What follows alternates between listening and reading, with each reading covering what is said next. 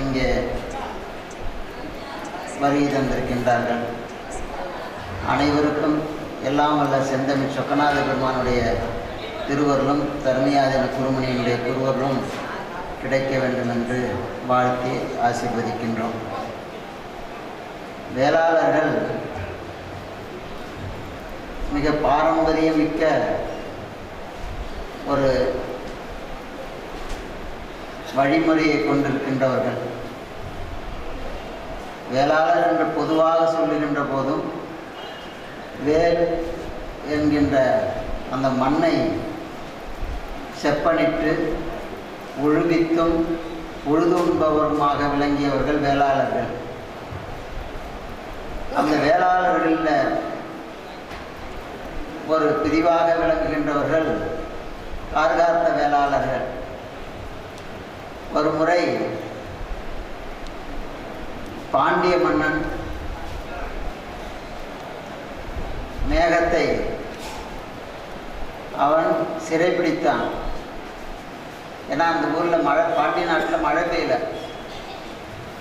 அப்போ தேவர்கள்லாம் போய் விண்ணப்பிக்கிறார்கள், மேகத்தை விட்டாதான் நாடு சுபிட்சமாக இருக்கும், மழை பெய்ய வேணும் என்று. அப்போது அவர் கேட்கிறார், யாராவது பிணை கைதியாக இருந்தால் நான் இவரை விடுதலை செய்கிறேன் அப்படின்னு சொன்னான். உடனே இந்த கார்கார்த்த வேளாளர்கள் தான் பிணை கைதிகளாக இருந்து மேகத்தை விடுதலை செய்வதற்கு அவர்கள் மேகத்தை காத்ததினால் கார்கார்த்தர் என்று அவர்களுக்கு பெயர் உண்டு. இவ்வளோ பெரிய புராண செய்தியில் இன்னைக்குன்னா யாராவது ஒரு ஐ விட்னஸ் கேட்டால் கூட பதுங்கி ஓடி போகின்ற காலத்தில், அந்த காலம் பாரம்பரியமிக்க ஒரு காலத்திலேயே புராண வரலாற்றிலேயே நம்முடைய கார்கார்த்தர்களுடைய பதிவு செய்யப்பட்டிருக்கிறது. அத்துடன் உலகம் முழுவதும் ஒரு பஞ்சம் ஏற்பட்டது. அந்த பஞ்சம் ஏற்பட்ட போது சாமி யாரிட்ட இந்த பசி நீக்குவதற்கு ஒரு வழியை செய்யலாம் என்று நினைத்த போது கார்கார்த்தார் இனத்தாரை அழைத்து இந்த மக்களிடம் உழவாக்கோட்டை அல்ல கொரியாத நெல் அதை கொடுத்து இதை உழுவித்தும் உழுதுண்ணுகின்றவர்களுக்கு செய்து இந்த விவசாயத்தை பெருக்கி மக்களுக்கு நல்வழிப்படுத்த வேண்டும் என்று உழவாக்கோட்டை அருளியது. இன்றைக்கும் திருவிளையாடல் புராணத்தில் உழவாக்கோட்டை அருளிய படலம் ஒன்று இருக்கிறது. சாமி அது ஆவணி மூல திருநாளில் 10 நாளில் ஒரு நாள் அதை செய்வார்.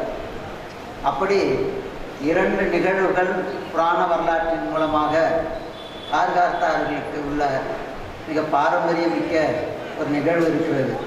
அந்த வகையில் கார்கார்த்தார் சங்கம் மிக பாரம்பரியமிக்க நிலையில் இருந்த போதும் இவர்கள் மன்னருக்கு மகட்கொடை கொடுக்கின்ற முறையும் இருந்திருக்கிறது. பெண் கொடுத்து பெண் வாங்குவது. ஏன்னா மன்னருக்கு பிறகு குறுநில மன்னர்களாக கடையேழு வள்ளல்களில் பெரும்பாலும் எல்லாம் வேளாளர்களாகத்தான் இருந்திருக்கிறார்கள். அதனால்தான் இவர்களுக்கு ஊரன், கிழவன், சேக்கிழார், குருசைக்கிழார், குலப்பாக்கிழார், இளங்கோ, இப்பர், எட்டியர், காராளர், வேளாளர், பூவைசியர் என பல பெயர்களால் இந்த இனத்தவர்களை அழைக்கிறது. இது அபிதான சித்தாமணி என்கின்ற நூலில் இத்தனை பெயர்களும் அங்கே பட்டியலிடப்பட்டிருக்கிறது. அந்த வகையில் வேளாளர்கள் என்றும் அவர்கள் இந்த வெள்ளத்தை காத்ததினால் ஆள்போவதினால் வேளாளர்கள் என்றும் அழைக்கப்பட்டிருக்கிறார்கள். இந்த வேளாளர் குடும்பத்திலே மிகப்பெரிய அறிஞர்களும் ஞானிகளும் தவசீலர்களும் தோன்றியிருக்கிறார்கள். அதில் நம்முடைய வேளாளர் குலத்தில் சைவ சித்தாந்தத்துக்கு திருக்கைலாய பரம்பரையில் வந்த மெய்கண்டார் 2 வயதிலே சிவஞானம் பெற்றவர். அவர் கார்கார்த்தார் வேளாளர் சமூகத்திலே தோன்றியவர்கள். ஈராண்டில் சிவஞானம் பெற்றோய்ந்த மெய்கண்டார் இணைத்தால் போற்றி என்று அவரை போற்றுகின்றார்கள். அவருடைய தந்தையார் அச்சுத கலப்பாளர், இன்றைக்கும் பெண்ணாகடத்தில் அச்சுத கலப்பாளர் மேடு என்று இருக்கிறது. அவர்களுக்கு குழந்தை பாக்கியம் இல்லை என்று சொல்லப்பட்டது. ஆனால் அவருடைய குருநாதராக விளங்கிய சகலாகம பண்டிதர் அருணந்தி சிவாச்சாரியார் அங்கே அவருக்கு நூல் சாத்தி பார்க்கிறார். திருமுறைகளில் நூல் சாத்தி பார்த்தது உடனே பேயடையா பிரிவெய்தும் பிள்ளையினோடு உள்ளம் நினைவு ஆயினவே வரம் பெறுவர் ஐயுற வேண்டாம் வேயனதோல் உமைபங்கன் வெண்காட்டு முக்குல நீர் தோய்வினையார் அவதம்மை தோயாவாம் தீவினையே என்று அந்த பதிகம் வருகிறது. பாடம் திருவெண்காடு. அங்கே ஒரு மண்டலம் தங்கி விரதம் இருக்கிறார்கள். அப்பொழுதுதான் மெய்கண்டார் அவதாரம் செய்கிறார். அவருக்கு சுவேதவன பெருமாள் என்று அந்த சாமியின் திருவெண்காடர் அவருடைய பெயரை வைக்கிறார். அவருடைய தாய்மாமன் திருவெண்ணை நல்லூரில் இருந்தார்கள். அங்கே போய் இந்த குழந்தை வளர்ந்து வருகிறது. அப்போது ரோட்டில் விளையாடி கொண்டிருந்த போது மேலே ககன மார்க்கமாக வந்த பரஞ்சோதியார், ஏன்னா அவங்க அகச்சந்தானம், அவங்க மற்றவர்களுடைய கண்ணுக்கு புலப்பட மாட்டார்கள். அப்போ ககன மார்க்கமாக வருகின்ற போது இந்த குழந்தையினுடைய ஞானத்தை பார்த்த உடனே மேலிருந்து கீழே இறங்கி தன்னுடைய குருநாதருடைய பெயரை சத்திய ஞான தரிசினி என்பதை தமிழில் மொழிபெயர்த்தார். சத்தியம்னா மெய், கண்டார்ங்கிறது தரிசினி என்பது கண்டார், மெய் கண்டார்னு அவருக்கு பெயர் வைத்தார். அவர் சிவஞான போதம் என்கின்ற 12 சூத்திரங்களை மிகப்பெரிய உருவத்தில், அது சிறியதாக இருக்கும், கருத்திலே விரிக்கின்ற போது திருவிக்கிரமம் உருவம் மாதிரி பெரிய உருவமாக இருந்தது.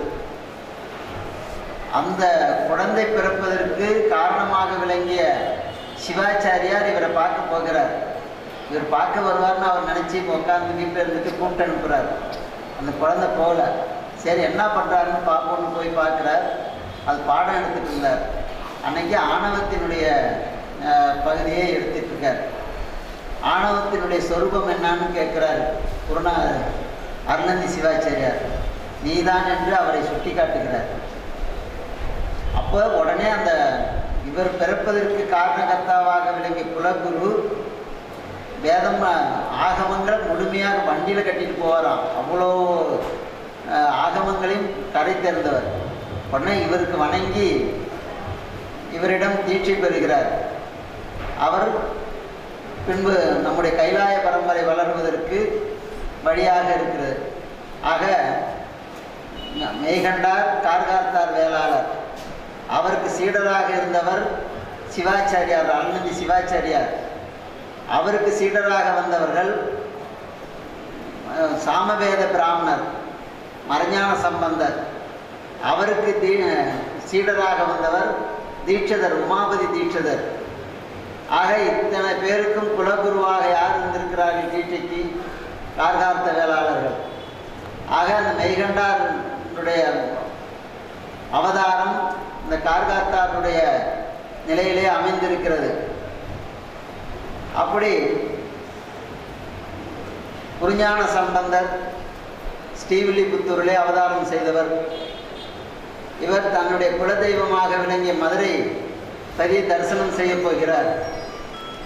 அப்பொழுது தாய் தந்தையரை பார்த்து உள்ளார போனோடனே சாமி பார்த்தோன்னே இவருக்கு ஒரு ஈர்ப்பு.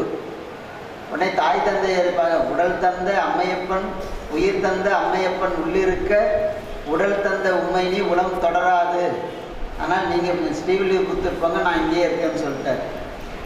அவர் அங்கேயே தங்கியிருந்தார். தங்கியிருக்கின்ற போது சிவபூஜை எல்லோரும் செய்கிறார்கள். பொற்றாமரை குளத்திலே தானும் சிவபூஜை செய்ய வேண்டும் என்று விரும்புகிறார். அப்போ சாமி சொல்கிறார், நாளைக்கு ஈசான திக்கிலே நாம் பெட்டகத்தோடு எழுந்தருடுவோம் என்று. அங்கே முழுகிறார். மறுநாள் பார்த்தா அந்த பெட்டகத்தோடு சாமி அங்கே எழுந்திருக்கிறார். இன்றைக்கும் தர்மயாதனத்தில் பூஜை செய்வது அங்கே மதுரையில் பொற்றாமரை குளத்திலே கிடைத்த சொக்கநாத பெருமான். அவருக்கு குருநாதர் வேண்டும்ங்கிறார். கமலையில் ஞானப்பிரகாசத்தை தீட்சை பெறுகிறார். அப்புறம் அவர் போய் தருமையில் ஒரு நாள் கைவிளக்கு எடுத்துகிட்டு போகிறார். கைவிளக்கு எடுத்துகிட்டு போகிற பணிவிடை அன்னைக்கு தூங்கினான்.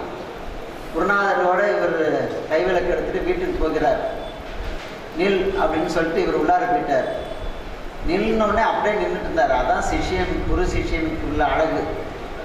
மழை பொழிகிறது, குருநாதர் உள்ளார போயிட்டார், கதவு சாத்தியாச்சு. விளக்கில் எண்ணெய் இல்லை, ஆனால் விளக்கு எரிஞ்சிட்டே இருக்குது. மழை பெய்து வெள்ளப்பெருக்கு எடுத்திருக்கு. மறுநாள் காலையில் குருபத்தினியார் சாணம் தெளிக்கிறதுக்காக கதவு திறக்கிறார். இந்த குழந்தை அப்படியே நின்றுட்டே இருக்கு. குருநாதர்கிட்ட போய் சொன்ன உடனே அவர் வந்து பார்க்குறார், உனக்கு பக்குவம் வந்துருக்குது, நீ போய் தருமபுரத்தில் போய் அகத்தியர் பூஜை செய்த இடத்துல நீ மடம் ஸ்தாபி அப்படிங்கிறார். பரவி மனம் போகா பரத்தடையனாலும் இரவு பகல் அற்ற இடத்தே திறமாக நில்லென்றான், கண்டையெல்லாம் நேதி பண்ணி மும்மலமும் கொல்லென்றான் ஞானகுரு.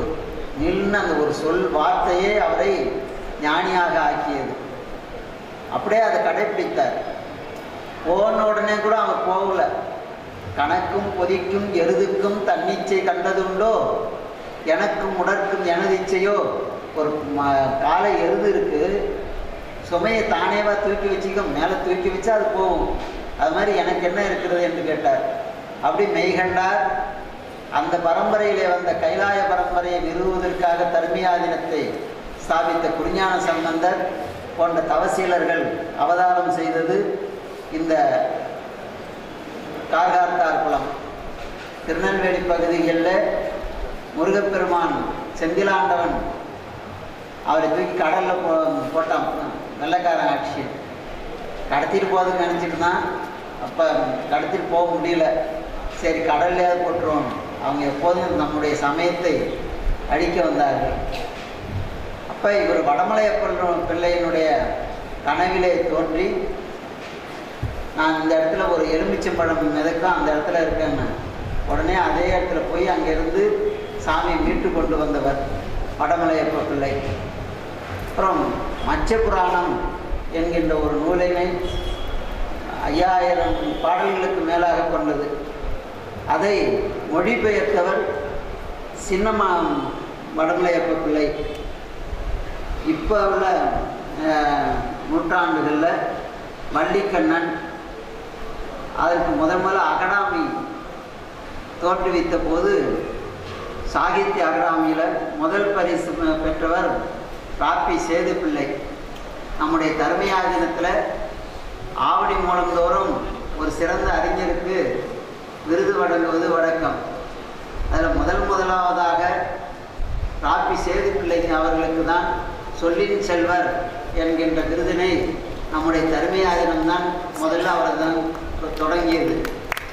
அப்படி ராப்பி சேது பிள்ளை, அதன் பிறகு வள்ளிக்கண்ணன், வண்ணதாசன், கலாப்பிரியா, இப்போ இவங்கெல்லாம் இன்னைக்கு நிகழ்ச்சியில் போட்டிருக்கு இவங்களுக்கு.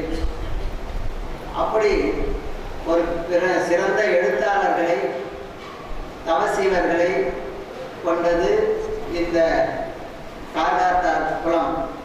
அதோடு மட்டுமல்ல, சுதந்திர போராட்டம் அதிலேயும் பாடுபட்டவர்கள் நம்முடைய கார்கார்த்தார் வேளாளர்கள். வேளாளர்கள் என்று எடுக்கின்ற போது அதிகமாக பங்காற்றியவர்கள் சுப்பிரமணிய பிள்ளை, வ.உ.சி., சிதம்பரம் பிள்ளை.